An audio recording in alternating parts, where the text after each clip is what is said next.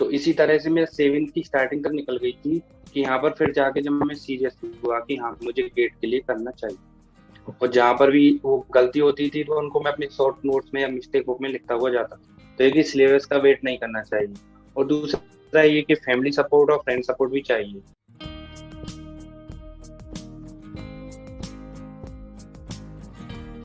Hello everyone, welcome to my channel. In today's interview, I am taking the interview of Himanshu Kumar, who has got the All India rank 38 in GATE CSC exam 2021. So we will be seeing that how a person with little bit of guidance but with determination and discipline life can get a very good rank in GATE exam. So let's welcome Himanshu Kumar and let's get benefited by his experience. Hi Himanshu. So welcome to our interview discussion. So how are you? Thank you sir. I am fine. Yeah great. So first of all मैं आपको congratulate करूंगा कि आपने एक बहुत अच्छी rank अपने gate में ली है, AIR 38। तो आई थिंक इसके पीछे बहुत सारी प्रिपरेशन, एक डिसिप्लिन लाइफ होती है कि अगर कोई भी बंदा इस तरह की रैंक को गेट करता है ना। तो इन दिस इंटरव्यू डिस्कशन हम आपके जानेंगे कि कैसे आपने गेट की प्लानिंग करी, कि कैसे गेट को प्रिपेयर किया, क्या क्या डूज एंड डोंट्स हो सकते हैं, मॉक टेस्ट और रिवीजन, इस सब को आपने कैसे कैसे किया। मतलब एक इतनी अच्छी रैंक के पीछे क्या मैजिक है या क्या राज है। Okay, so let's start. तो सबसे पहले मैं ये पूछूंगा कि मतलब आपने इंजीनियरिंग में आने का कैसे सोचा, और मतलब क्या ऐसा लगा कि आपको इंजीनियरिंग ज्वाइन करना चाहिए, है ना। तो इसके बारे में बताइए, मतलब थोड़ा अपने बारे में बताइए कि मतलब आपका बैकग्राउंड है ना, क्या क्या है और कहाँ से आप बिलोंग करते हैं, है ना? या यस सर। सर मेरा इंजीनियरिंग का तो बहुत स्टार्टिंग से हो गया था। ये था कि टेंथ क्लास से ही मैंने कंप्यूटर में इंटरेस्ट था। फिफ्थ सिक्स क्लास से नॉर्मली। उसके बाद ये हुआ टेंथ के बाद कि मुझे इसमें जाना है, मुझे कंप्यूटर साइंस पढ़ना है। तब तक तो ये भी नहीं पता था कि यहाँ प्रोग्रामिंग भी होती है, ऐसी कोई चीज होती है। बस ये पता था कि कंप्यूटर पढ़ना है। तो ये था। फिर टेंथ के बाद मैंने पॉलिटेक्निक, 3 ईयर पॉलिटेक्निक कोर्स होता है, उसमें एडमिशन ले लिया। तो मुझे ये था कि वहाँ पर गवर्नमेंट कॉलेज मिल गया तो बहुत ही ये था कि कॉलेज मिल गया अब तो लाइफ सेट है और ये है। तो वहाँ पे थोड़ी बहुत ये थी। लैंग्वेज पर भी ध्यान दिया लेकिन इतना खास वो ध्यान नहीं था कि बस ये है कि अब तो कॉलेज मिल गया, पैकेज मिल ही जाएगा, प्लेसमेंट हो ही जाएगा बस आराम से।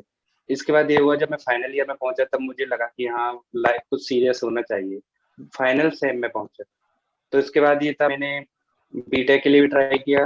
तो ये था कि बीटेक का जो था मैं एग्जाम दे नहीं पाया था, जेई मेंस होता है। तो इसके बाद फिर मैंने अपने होम टाउन में प्राइवेट कॉलेज में एडमिशन ले लिया। Basically I am from Aligarh, Uttar Pradesh. तो ये था फिर मैंने यहीं पे आईटीएम अलीगढ़ से अपना लेटर एंट्री में डायरेक्ट एडमिशन ले लिया। अब ये लेटर एंट्री में होने पर था कि जो मैथ्स और ये थे जो मेरे सब छूट गए थे, जो कॉमन सब्जेक्ट होते हैं। तो डायरेक्ट मुझे मिला सेकंड ईयर में, ये था कि कोर्स सीएस मिल गई मुझे। यहाँ पर भी यस। ये था कि मैं 6 सेम तक तो ऐसा सीरियस हुआ ही नहीं। यहाँ पर भी ये था कि बस कॉलेज मिल गया, सही है, अपना कॉलेज जाओ पढ़ो, उसके बाद चिल करो, बस यही था पूरे सेमेस्टर। इसके बाद 6 सेम में जाके मुझे लगा कि हाँ थोड़ा ऐसा होना चाहिए। तो ये था। फिर मैंने गेट के बारे में पता किया, गेट होता क्या है, जैसे इसके बाद में आगे क्या करना है। तो पता चला फिर गेट सही ऑप्शन। अब गेट के बारे में देखा, फिर ब्लॉग पढ़े और ये सब आइडिया लिया। तो फिर उसी सेम में हमारे पास सब्जेक्ट था एल्गोरिदम। तो ये था, मैं एल्गोरिथम के लिए बुक्स भी ले ली। अब ये था एल्गोरिथम, मैंने पूरे 4 मंथ के अराउंड में मेरे को वही बुक कंप्लीट हुई थी। ऐसा था कि मैं मतलब नॉर्मली बस पता था कि पढ़ना है लेकिन मन भी नहीं, वो नहीं था कि अंदर से प्लान नहीं हो रहा था। ऐसे ही फिर नेक्स्ट टाइम निकल गया। तो इसी तरह से मेरा सेविंग की स्टार्टिंग तक निकल गई थी कि यहाँ पर फिर जाके जब मैं सीरियस हुआ कि हाँ मुझे गेट के लिए करना चाहिए। ओके। तो मीन्स अभी आप 2021 पास आउट होंगे, राइट? नहीं सर, मैं 2020 pass out. Okay, you are 2020 pass out. Okay. तो मतलब एक तरह से आपका अब आप 21 में ज्वाइन करेंगे जो भी कॉलेज, तो मतलब आपका 1 ईयर आपने एक तरह से ड्रॉप किया है या गैप लिया अपनी प्रिपरेशन के लिए, right? Yes sir, yes sir. Okay okay okay, sure. ठीक है। तो गुड टू नो कि कैसे आपने पॉलिटेक्निक से एक तरह से बीटेक में आए, तो बीटेक में आपको जो गेट के बारे में पता चला तो किसी लाइक फ्रेंड्स से पता चला या नॉर्मल मतलब आप थोड़ा सा अवेयरनेस होती है, मैं कोई बोलता है गेट कर लो गेट कर लो इस तरीके से, या किसी पर्टिकुलर पर्सन ने आपको बताया कि गेट करना चाहिए? सब कॉलेज में तो ऐसा ज्यादा वो क्रेज नहीं था गेट का उस टाइम पर। हम्म। ये था कि कुछ सीनियर्स देते थे, लेकिन ये था कि हमारा इंटरेक्शन भी अच्छा नहीं था खुद हमारा ही, कि हमारा ये था हम सीनियर से क्यों बात करें, क्यों पूछने जाएं। तो ये था कुछ, तो इसके लिए था यूट्यूब पर नॉर्मली ये था कि जैसे एल्गोरिदम, कंपाइलर, नेटवर्किंग, ये सब्जेक्ट यूट्यूब से पढ़ते थे मोस्टली। तो हम्म। तभी ऐसा फिर आ गया कि हाँ गेट का ये ऑप्शन, कि गेट भी है। तो इसलिए फिर गेट में कुछ वीडियो लेक्चर्स देखे उसमें कि हाँ गेट में क्या ऑप्शन है गेट के बाद। और फिर अच्छा। उसकी जब मैं नॉर्मली ये था एल्गोरिथम ऑपरेटिंग सिस्टम पढ़ता था तो इंटरेस्ट आता था। ये था कि इन सब्जेक्ट को अब भी क्वेश्चन सॉल्व करने में पहले से इंटरेस्ट था। तो हम्म। जब वहां से ये लगा कि हाँ मुझे हायर स्टडीज और अभी जाना चाहिए अभी और कर वो करूँ। अच्छा, गुड। ठीक। सो इसका मीन्स मतलब आपको गेट एग्जाम का कैसे मोटिवेशन आया वो भी आपने बता दिया कि मतलब आपने धीरे धीरे पढ़ा और आपको लगा कि मतलब गेट एग्जाम लिखना एक like it is a better option to get into good colleges, है ना, जो आपका थोड़ा सा है कि यस। प्लेसमेंट प्लेसमेंट में भी तो हमें यूज आता ही आता है ना, गेट की अगर हम तैयारी करते हैं। ओके। Yes sir. तो तो फिर आपने जब ये गेट की पढ़ाई शुरू करी तो आपकी प्रिपरेशन टेक्निक या स्ट्रेटजी क्या रही, क्या प्लानिंग रही, आपने सब्जेक्ट्स को कैसे कैसे कवर किया? मतलब आप एक सब्जेक्ट पढ़ते रहते थे या एक सब्जेक्ट के साथ साथ दूसरा सब्जेक्ट भी साथ साथ पढ़ते थे? मतलब आपकी पूरी प्लानिंग क्या रही, कैसे आप चीजों को हैंडल करते थे, इतने सारे जो हमारे गेट के सब्जेक्ट्स होते हैं? सर मैंने नॉर्मली स्टार्टिंग तो पहले तो 2020 गेट 2020 के लिए की थी। ये था मैंने जुलाई अगस्त में स्टार्टिंग कर दी थी। तो मैं ये था कि शुरुआत में मैंने अपना ये देखा कि कहाँ से मुझे रिसोर्स देखने हैं, तो पूरे लिस्ट बनाई। तो मोस्टली ज्यादातर रिसोर्स मैंने यूट्यूब लेक्चर्स को लिया था। और यूट्यूब में भी ये था कि जो स्टैंडर्ड लेक्चर्स थे, मैंने ये था कि मुझे था कि बुक तो मुझ पे इतनी पढ़ी नहीं गई, मैंने गवर्नमेंट पढ़ के देखी तो मुझे उसमें 4-5 मंथ लग गए। तो हम्म। मैंने कहा ऐसे तो नहीं पढ़ पाऊंगा। मुझे ये था कि जुलाई अगस्त में टाइम भी ज्यादा नहीं था कि फेब में एग्जाम भी और फिर कॉलेज एग्जाम सब देखना था। तो फिर मैंने कुछ ये था पहले तो बेसिक्स जो फ्री लेक्चर्स होते हैं कोचिंग्स के, वहां से स्टार्ट की। उसके बाद धीरे धीरे मैं स्टैंडर्ड लेक्चर्स पे ज्यादा हो गया। तो तो ये था, आपने मैं स्टार्टिंग में 2 सब्जेक्ट को यस तो यस नॉर्मली करता था। यस यस तो आपने मतलब अभी जब ये आप तो कॉलेज में थे तभी आपने तैयारी शुरू करी थी ना, जुलाई 2000 आई थिंक 19 की बात कर रहे हैं ना, जुलाई अगस्त 2019 है ना, तब से आपने यस ये सर। शुरू किया, ठीक है? Yes sir. Yes yes. Okay. Yes please बताइए। तो सर अब इसमें कि अब वहां पर मेरे पास ये था कि गलत टेक्निक थी कि मुझे ये था कि फैब से पहले मुझे सिलेबस करना है। मैं ये था कि प्रैक्टिस पे भी ज्यादा ध्यान नहीं दे रहा था, मैं बस अपना नोट्स बनाते जा रहा था, डिटेल नोट्स नोट्स और बस वो करता जा रहा था। तो ये था कि 2020 में मैं प्रैक्टिस नहीं कर पाया था, यही मेरी सबसे बड़ी गलती हो गई थी कि मैं पीवाई को भी वन टाइम्स नहीं किया था। बस नॉर्मली ये थे कहीं लेक्चर्स में कोई पीवाई क्यू लगा रहा तो मैंने वही पीवाई क्यू लगाए, उसके बाद मैंने कुछ नहीं।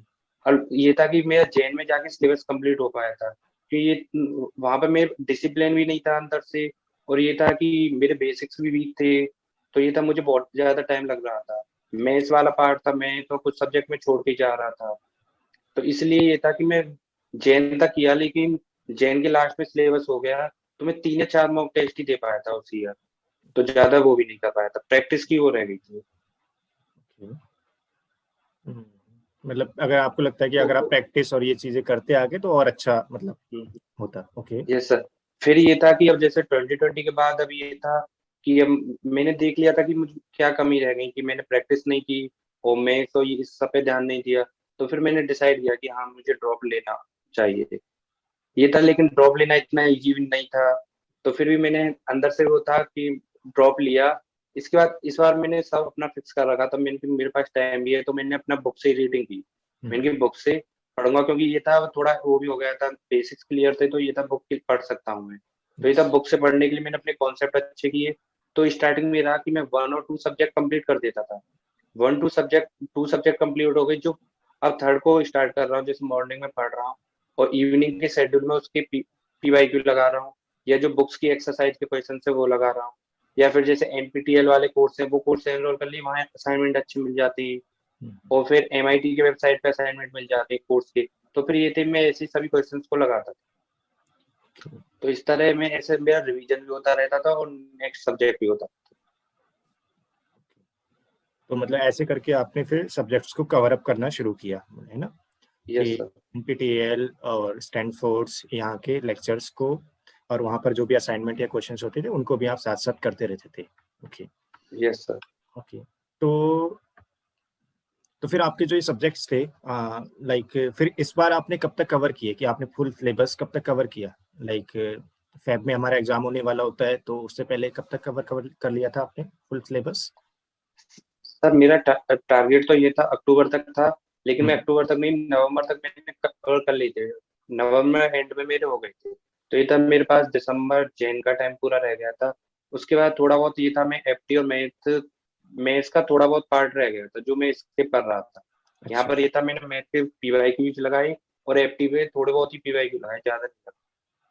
फिर ओके। इस टाइम पे मैंने 2 मंथ कंटिन्यूसली रिवीजन और जो टेक्निकल पीवाईक्यूज और ऐसे प्रैक्टिस टेस्ट, मॉक्स, इन सब पर ध्यान दिया था। अच्छा ओके। तो आपने पीवाईक्यू कितने ईयर्स तक के किए हैं, मतलब? सर मैंने पीवाईक्यू तो जितने अवेलेबल हैं 1987 तक के अवेलेबल थे गो पर, मैंने वहीं की पीडीएफ और गो की वेबसाइट से वो सभी किए थे। ये था दिसंबर तक तो मैंने सभी किए थे।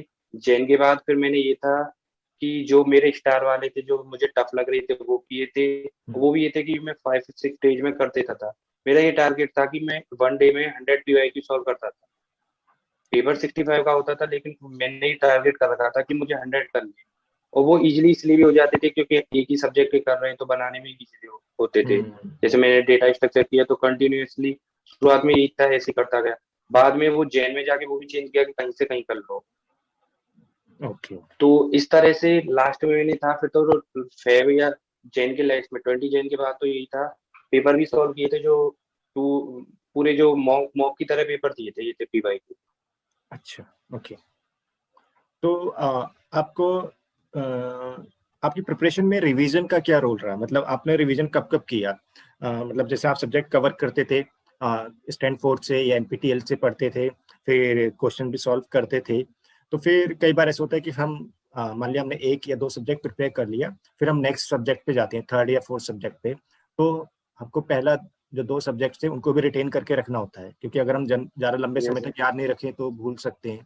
तो उसके लिए आपने क्या करा, कि मतलब जो सब्जेक्ट हो गए अब क्या करें, उनका रिवीजन कैसे करा?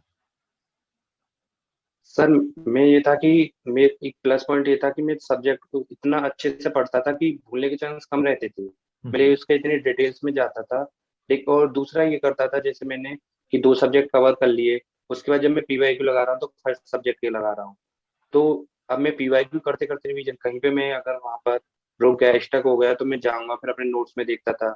अब नोट्स में से अगर क्लियर हो गया ठीक है, नहीं तो फिर जहाँ भी स्टैंड अप बुक्स में जाओ, जहाँ से भी मेरा रिसोर्स था उससे पढ़ूंगा। फिर उससे पढ़ने के बाद फिर मैं जाता था गो पर, और वहां पे जितने भी क्वेश्चंस होते थे उस टॉपिक को सर्च करके मैं उस टैग को मारता, उसने क्वेश्चन को ट्राई मारता था, जैसे 10 या 15 क्वेश्चन ट्राई मारता था। अब ये था 10 15 क्वेश्चन मेरे पे हो गए तो ठीक है, अगर नहीं हुए तो फिर दोबारा से मैं जाके उस टॉपिक को अपना कवर करता था। तो मोस्टली मैंने रिवीजन इसी तरह से किया था। उसके बाद ये था कि जैसे 1 मंथ के पीरियड में मैं अपने फुल नोट्स भी देखता था, क्योंकि कभी कभी कुछ टॉपिक ऐसे होते जो पीवाईक्यू में नहीं मिल रहे लेकिन थोड़ा हल्का सा देखना पड़ता था, तो ये था फिर मैं अपने फुल नोट्स को भी देखता था। और ओके जहां पर भी वो गलती होती थी तो उनको मैं अपने शॉर्ट नोट्स में या मिस्टेक बुक में लिखता हुआ जाता था। ओके, ताकि आप उसको अगर बाद में देखें या रिवाइज करें तो आपको याद आ जाए कि ये गलती होने के चांसेस मेरे यहाँ यस यहाँ सर। पर है। अच्छा, यस सर। गुड। या सो हिमांशु, एक्चुअली क्या होता है कि हम रिवीजन करते हैं और अपना सिलेबस भी कंप्लीट करते हैं, लेकिन कई बार क्या होता है, कुछ बच्चे ये सोचते हैं कि अभी तक उनकी पूरी प्रिपरेशन नहीं हुई है, तो दे लाइक दे थिंक कि अभी मॉक टेस्ट हम ना दें। तो आपको क्या लगता है कि गेट की प्रिपरेशन के समय मॉक टेस्ट कितना रोल प्ले करता है? क्या हमको सिलेबस का कंप्लीट होने का वेट करना चाहिए, या एक स्टार्ट कर ही देना चाहिए कि मॉक टेस्ट हम दे ही दें, ताकि कुछ गलतियां हमें मॉक टेस्ट से पता चलें? क्योंकि कई बार ऐसा होता है, बट आई फील कि अगर हम बार बार बस हम पढ़ते ही रहे तो हमें पता भी नहीं चलेगा कि हम कहाँ गलतियां कर रहे हैं पढ़ाई के समय। तो मॉक टेस्ट कितना रोल प्ले करता है गेट की प्रिपरेशन में, और मॉक टेस्ट कब से देना शुरू कर देना चाहिए हम? सर ये है कि अगर हम सिलेबस का वेट करेंगे कि सिलेबस कंप्लीट हो तभी प्रैक्टिस और ये मॉक लगाएं तो बहुत ज्यादा टाइम हो जाएगा। सिलेबस भी शायद ये लगेगा कि हमें गेट से पहले भी कंप्लीट नहीं हो पा रहा। अब मुझे भी लगता था कि एक दिन पहले कि यार ये टॉपिक छूट गया, ये रह गया, तो ये कि सिलेबस का वेट नहीं करना चाहिए। अगर तुम्हारे 2 सब्जेक्ट हो गए, 3 हो गए, तो तुम वहीं से क्वेश्चन सॉल्व करो, पहले पीवाईक्यू है ये करो, तो इसके बाद तुम्हें आइडिया लग जाए कि हाँ तुम्हारा ये टॉपिक हुआ है या नहीं। कभी कभी होता है कि हम किसी सब्जेक्ट किसी टॉपिक को इतने डेप्थ में पढ़े जा रहे हैं जिसकी नीड नहीं है, और कुछ टॉपिक को छोड़ते हुए ही जा रहे हैं। तुम्हें नहीं पता कितना, वो हम जब प्रैक्टिस करेंगे उसी से आइडिया लगेगा। अब ये कि अगर तुम फुल मॉक, अब लास्ट में आता है फुल मॉक के लिए। फुल मॉक के लिए तो ये उसका तो सबसे ज्यादा इम्पोर्टेंट रोल ये है कि वो हमें टाइम मैनेजमेंट बताता है कि टाइम कैसे। और पहले हम नॉर्मली क्वेश्चन सॉल्व कर रहे हैं एक सब्जेक्ट के, तो वहां जाके हमें ये है कि डिफरेंट डिफरेंट आते हैं सब्जेक्ट के, तो उस तरह से हमारा माइंड सेट होता है। तो इसलिए कि मॉक तो अगर तुम नवंबर दिसंबर से स्टार्ट कर लो, एट लास्ट तो नवंबर दिसंबर से है। और यदि तुम ये कि अब जैसे फुल टाइम ड्रॉ करें जिनका जून में सब्जेक्ट हो गया, तो वो जुलाई से अपना सब्जेक्ट टेस्ट सॉल्व कर लो, टॉपिक वाइज करो, सब्जेक्ट वाइज करो, इसके बाद धीरे मॉक लगाते रहो। ये कि तुम्हारे पास इतना टाइम है कि तुम आराम से लगा सकते हो। तो ये है कि मॉक के लिए ऐसा कोई रूल नहीं है कि तुम्हें जैन से स्टार्ट करना है। तब तुम्हें लगे कि तुम 2 या 3 टाइम्स पीवाईक्यू कर चुके हो, उसके बाद मॉक लगाना स्टार्ट कर दो। लेकिन ये कि पहले पीवाईक्यू लगाना जरूरी है। कभी कभी कुछ होता है टेस्ट सीरीज हम सॉल्व भी कर रहे हैं तो उनमें इतने रिडंडेंट क्वेश्चन हो जाते हैं कि हम उनको लगे जा रहे हैं, लेकिन वो आउट ऑफ सिलेबस भी है या ज्यादा ऐसे कि लेवल पे नहीं है। तो ये हमें पीवाईक्यू 2 टाइम्स लगा लिए तो हमें सब आइडिया हो जाएगा। हमें ये कि अब जैसे मैंने 2 और 3 टाइम्स पीवाईक्यू लगा लिए, उसके बाद मुझे आइडिया लग गया था कि कौन से बुक के मुझे क्वेश्चन कितने सॉल्व करने हैं, क्योंकि बुक में तो इतनी बहुत ज्यादा डेप्थ वाले भी सही। असाइनमेंट्स है। तो ये आइडिया लग गया था कि हाँ ये मुझे करना है या नहीं करना। और हम्म। ऐसे हम टेस्ट सीरीज में था ये पत्ते तो चल जाएगा ये सिलेबस में है या नहीं है। अब हम्म। ऐसे तो अब टेस्ट कुछ क्वेश्चन इतने टफ दे देते हैं जो नहीं आते। तो ये कि इसलिए अगर पीवाईक्यू सॉल्व कर लिए 2 टाइम्स फिर तो मॉक सॉल्व करने लग जाओ। मतलब पीवाईक्यू हमें थोड़ा आइडिया दे देते हैं, क्योंकि प्रीवियसली हमारे ये क्वेश्चंस आए तो इतनी डेप्थ के आए हैं, तो मतलब हमें भी कितनी डेप्थ तक प्रिपेयर करना है ना, क्योंकि because it is like we do not have the endless time कि हम प्रिपेयर करते ही रहें, क्योंकि हमारे पास भी एक फाइनाइट टाइम है, तो हमें यस। उतना ही पढ़ना है जितना हम एक अच्छी रैंक ले सके, है ना। तो मतलब like I think it is called yes sir. Smart work, है ना, मतलब हार्ड वर्क भी उतना करे जितना जरूरी है, राइट। जरूरी है। या ओके हिमांशु, तो यहाँ पर मैं पूछना चाहूंगा कि आपने like you join any coaching institute for your GATE preparation, और like you opted for the self study, मतलब आपने क्या किया था मतलब? सर मेरा ये था कि 2020 के लिए तो मैंने कुछ खास किया नहीं था, उसके लिए तो बस सेल्फ स्टडी था। 21 के लिए मोस्टली मेरा शुरुआत में मोटिव ये था कि हाँ कि मैं सेल्फ स्टडी करूंगा। लेकिन ये था कुछ सब्जेक्ट में जाकर मुझे लगा कि हाँ ये सब्जेक्ट मेरे थोड़े वीक है तो इन पर ध्यान देना चाहिए। इसके लिए मैंने फिर फ्री यूट्यूब वीडियोज भी देखी। और उसके बाद ये था कि फिर मुझे एक स्कॉलरशिप टेस्ट था गेट अप्लाइड कोर्स का, वहां से मुझे फुल कोर्स मिल गया। तो ये था कि मैंने वहीं से फिर मेरा था कंप्यूटर ऑर्गेनाइजेशन का बेसिक्स वहीं से क्लियर हो गया था। उसके बाद मैथ्स जो मेरा सबसे वीक था, कि ये था कि मैंने प्लस 2 और उसमें मैथ ऐसा प्लस 2 मैंने की नहीं थी तो मैथ्स भी मेरे पास नहीं था। तो मैथ सबसे ज्यादा वीक था तो मुझे वहीं से फिर मैथ मेरा क्लियर हुआ और वहीं पे मेरे कॉन्सेप्ट सही हुए। अब ये कि अगर अगर ये बात करें कि किसी को ज्वाइन करनी चाहिए नहीं करनी चाहिए, तो ये तो उस पर्सन पे डिपेंड करता है कि यदि वो सेल्फ डिसिप्लिन है। और अगर सेल्फ स्टडी तो बुक से तो सबसे अच्छी है। और यदि अब तुम किसी भी कोचिंग को ज्वाइन करो तो बुक्स तो मस्ट है ही। एक मूवमेंट पे आके तुम्हें अपने कॉन्सेप्ट क्लियर करने के लिए बुक ही देखनी होगी। अब ये डिपेंड करता है कि यदि अब ऑफलाइन कुछ ऑफलाइन कोचिंग से जैसे कुछ बच्चे होते हैं वो डिसिप्लिन नहीं हो पाते कि हाँ वो कर ही पाएंगे, तो उनके लिए कि ऑफलाइन जब उन्हें प्रेशर आएगा, साथ पीयर प्रेशर होगा तो तब जाके वो करेंगे। तो उनके लिए कि ऑफलाइन स्टडी सही है। और ये कि बाकी यदि कोई डिसिप्लिन है, उसे लग रहा है कि हाँ उसका गोल जितनी भी हर्डल्स आएंगे उनसे ऊपर है, तो फिर उसे ऑनलाइन कुछ ऐसी कोई नीड नहीं है कि वो तो फिर ये अपना बुक से पढ़ सकता है। और आज इतना मटेरियल है यूट्यूब पर, MIT NPTEL स्टैनफोर्ड इनके इतने फ्री लेक्चर्स हैं, सब वो कर सकते हैं यहाँ। It means it depends on the person to person कि उसकी क्या चॉइस है, उसे यस कैसा सर। लगता है। उसे लगता है कि अगर उसको गाइडेंस चाहिए तो he can opt for the coaching और the mentor, otherwise like he can go his own way. Okay good. तो यस। आई थिंक मुझे समझ में आया कि आपने मटेरियल जो भी है, आपने यूट्यूब है, MIT है, NPTEL है, इनको रेफर किया, अब बीच बीच में आई थिंक जहाँ जहाँ जरूरत पड़ी तो आपने कुछ बुक्स को रेफर किया, राइट? जहाँ जब जरूरत पड़ेगी तभी। नहीं सर, मेरा मोस्टली बुक्स रही है। जहाँ कभी कभी नीड ये था कि स्टार्टिंग में मैं आइडिया शुरुआत में ले लिया था मैंने वीडियो लेक्चर्स थे। उसके हाँ, बाद मैंने 2021 के लिए इन डेप्थ तो फिर बुक्स ही पढ़ी थी। बस एक दो अच्छा, सब्जेक्ट को बुक्स नहीं ली थी, बाकी सभी के लिए बुक्स रेफर की थी। ओके। तो बुक्स आपने मतलब जो हमारी स्टैंडर्ड होती हैं बीटेक कंप्यूटर साइंस में, वही रेफर करी हैं या कुछ लाइक थोड़ा और अलग से? और सर मैंने अपने बीटेक कंप्यूटर साइंस में तो शुरुआत में तो वही थे प्रैक्टिस क्वेश्चन जो आते थे लास्ट 5 इयर्स के, वही करके किए थे। हम्म, लेकिन यहाँ पर ये था कि जैसे मैंने बताया कि अपने सेम एग्जाम के लिए तब ये था, मैंने एल्गोरिथम के लिए वही गवर्नमेंट पढ़ी थी। यस वो यस, मेरी फर्स्ट बुक थी, स्टैंडर्ड बुक्स ये थी। लेकिन अब मैंने फर्स्ट बुक ये ऐसी उठा ली थी कि जो मेरे में कंप्लीट भी नहीं हो रही थी। सही। तो इसके बाद फिर अब जब मैंने एग्जाम के लिए, अब तो फिर ये था 21 में, तो मुझे था कि मुझे कुछ भी हो जाए, मुझे अच्छी रैंक लानी है, अच्छे से एग्जाम। ये था हम्म, कि मुझे जो अपने वीकनेस थी मैं उनसे भी ये था कि बुक नहीं पढ़ी जा रही थी, लेकिन इस बार मैंने पूरा कहा कि मैं बुक पढ़ूंगा कैसे भी हो। तो मैंने जैसे एल्गोरिथम के लिए गवर्नमेंट को रेफर किया। इसके बाद सी मेरी स्टार्टिंग में सही थी, मैं कोड भी करता रहता था। कहीं कहीं पे नीड हुई तो डेनिस टिची की जो बुक है वही पढ़ी थी। हम्म, इसके बाद ओएस के लिए मैंने गेलविन को रेफर किया था। यस, और कहीं कहीं पर जैसे ये था नॉर्मली, वैसे ही शुरुआत में एनपीटीईएल के लेक्चर्स देख लिए थे। इसके बाद ये था कि गेलविन के पढ़ने के बाद लास्ट में जो उनकी स्लाइड्स मिल जाती हैं उसी से रिवीजन किया था। ओके, या तो एनपीटीईएल की स्लाइड डाउनलोड कर लो किसी कोर्स की, या फिर गेलविन की स्लाइड मिल जाती है नेट पर। हम्म, इसके बाद टीओसी के लिए मैंने पीटर लिंच को यूज किया था। और डिसाइडेबिलिटी के लिए सर की जो थी उसकी एक्सरसाइज लगाई थी। हाँ, और कौन, शुरुआत में ये था सॉरी कि सॉरी सॉरी सॉरी, कौन लास्ट बुक कौन सी बताई आपने? Michael Sipser, okay, Michael Sipser for which subject? Decidability decidable, okay, for, decidability TOC. Okay, so for particular topic, okay, yes sir. Okay, ये था कि उसमें मुझे वीक था तो इस बार पूरा क्लियर किया। और यस, स्टार्टिंग में ये था कि साई सिम्पसन के लेक्चर थे यूट्यूब पर। ओके, इसके बाद कंपाइलर डिजाइन के लिए मुझे ऐसी कुछ नीड नहीं पड़ी, वो मैंने अपने सेम के लिए भी सही पढ़ लिया था। तो हम्म, उसके लिए तो नॉर्मली फ्री यूट्यूब वीडियो उन्हीं से हो गया था। उसके बाद ओके, थोड़ा बहुत कहीं विकिपीडिया या उन सब से थोड़ा बहुत देख लिया थ्योरी टाइप का। हम्म, इसके बाद एक था सीओए जिसका बहुत ज्यादा वो था। तो वो नॉर्मली उसका बेसिक्स तो मैंने अप्लाइड गेट्स की वीडियो से क्लियर की थी। इसके बाद ये था कि मुझे लगा कि हाँ वीडियो से क्लियर होने के बाद नहीं हो पाएगा। ये था कि इन डेप्थ मुझे लगा कि उसकी स्टडी करनी होगी। तो उसके लिए तो फिर मैंने बहुत सारी, उसमें तो एक तरह से एक लगा कि मैंने शायद पीएचडी कर डाली। बहुत टाइम दिया था उस सब्जेक्ट को मैंने। ये था ओके, मैंने कार्ल हेमिचर से भी पढ़ा था। उसके बाद विलियम स्टॉलिंग से फिल्म भी किया स्टॉलिंग, था। या, पीटरसन से भी किया था। और ये था ओडेसिटी पे भी एक था पाइपलाइन के लिए कोर्स था, मैंने वो भी किया था। और एक और था जैसे बहुत ही, इसके लिए तो एनपीटीईएल और एमआईटी बोर्ड लेक्चर लगाए थे। तो ओके, यही सारी बुक्स हैं।